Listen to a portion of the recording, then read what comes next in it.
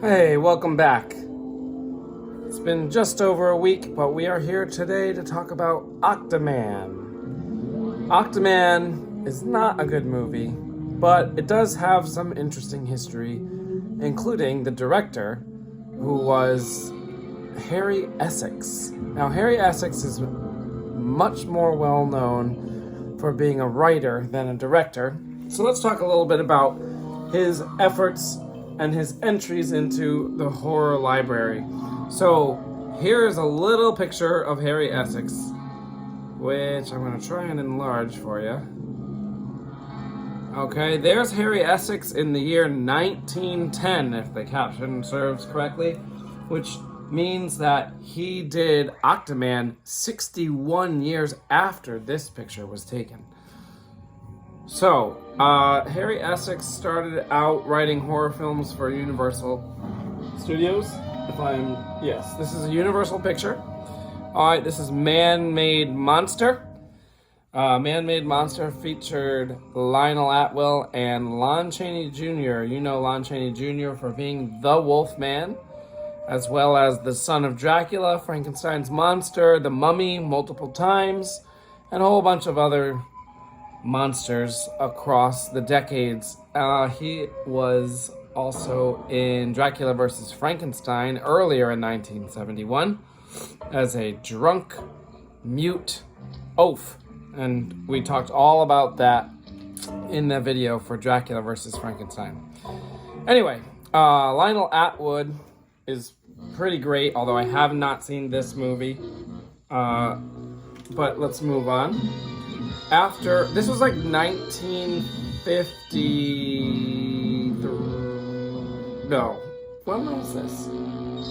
1940s. Yep, this was 1940s. All right, so after Man-Made Monster, a few years went by, and everything started to go sci-fi, and which, don't take my tone wrong, I like that everything went sci-fi. We got alien invasions all over the 50s. After War of the Worlds came out, after Invaders from Mars came out, we had this. It Came from Outer Space, but It Came from Outer Space is actually a movie about friendly aliens, which makes it a little bit disappointing in my opinion, but it was okay. This was directed by Jack Arnold, who also directed The Creature from the Black Lagoon, which was Harry Essex's next horror writing credit, which of course this is a classic, very good film. If you haven't seen it for some reason, make sure you see it. It's about a fish man, and the fish man likes ladies. So the fish man abducts a woman, and the heroes have to get her back. There's a lot of really cool underwater footage in this film. Now, this is 1954, and Harry Essex doesn't write another horror film all the way until 1971, and then we get Octaman. Octaman has a very similar premise to Creature from the Black Lagoon, but of course, instead of a fish man, we have an octopus man. So, there's not really much more to it, unfortunately. Octaman is set and filmed in Mexico. I would say roughly half the cast is Mexican, but they all speak English with a very thick accent. The acting across the movie is pretty not so good. There actually were a couple of Hollywood actors that participated in this film. But overall, it's not very good.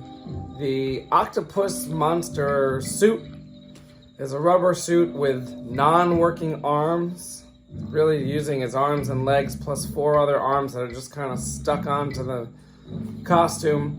And of course he tries to wrap his tentacles around his victims, and they really don't wrap. They really don't go around the victims. It's kind of like a really weak hug. My favorite part about this movie was early on, there was a little baby octopus that was crawling around in the land. It was like a rubber octopus toy basically being pulled by a string. I think it might have twitched a little bit. Overall, not very impressive. This movie reminded me a lot of the movie Zot from the same year. Z-A-A-T, did a whole video on that one. Zot had more monster action in it, but the acting I think was even worse than this.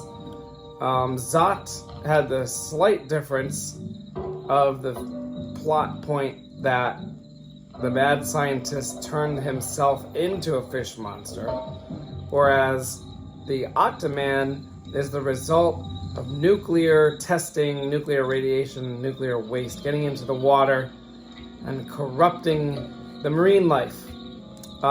Basically, the only other thing I wanted to mention was that the man who made the octopus monster, the Octaman, is Rick Baker. Rick Baker, I'm pretty sure Rick Baker is still going today, which would mean that he's had over a 50-year career doing this. Rick Baker has won awards for his works in the 80s, 90s, and 2000s. Rick Baker worked on and won an award for An American Werewolf in London. He also worked on at least the first 2 Star Wars films. He worked on The Exorcist, the original. He worked on, what else did he do? Let's see, Men in Black, Harry and the Hendersons, and he did makeup for some non-horror, non-sci-fi stuff too. He's got dozens and dozens, if not hundreds, of credits doing makeup effects and creature design. So it's kind of interesting that he started right here with Octaman. Other than that, that's pretty much it. I'd give this one a 2 out of 10. It's bad. It's very bad. I would not recommend anyone watch it. Oh, I gotta mention, the worst part about the whole movie is the way it's filmed. It's absolutely horribly filmed. It's dark all the time, even in the sunlight. I'm not really sure how they managed to make it look so bad.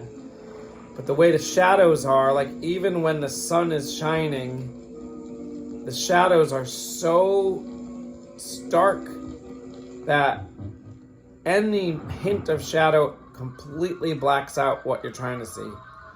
And there's a lot of nighttime footage, which, unlike some other films we've discussed that film during the day and then put like a filter over it, they actually filmed at night and you can't see a thing. They also film the action sequences so poorly that sometimes when there's some kind of commotion going on, you're looking at someone's shoulder, someone's hip, someone's waist. It's all shaky, you can't see anything. It's probably better that you don't, since the monster doesn't look good anyway. No offense to Rick Baker, although I don't think he's probably gonna disagree with that, considering what we can see him do later. But yeah, the movie is really rough. Luckily for all of you, I have watched it for you so that you don't have to, because now you know all the interesting parts. If you want to watch it, it is available for free, legally. I forget what I watched it on, Tubi maybe? I actually watched it a week ago and only am getting to the video now, so I forget what streaming service I watched on. It might have been Plex, actually. Might have been Plex. Also a free site, a free streaming service. If you don't have it, you might as well get it because it's free. And there's movies on it that aren't anywhere else. All right. Hopefully next week we come up with a movie that is better than Octaman. So cross your fingers for that, and we'll see you next time.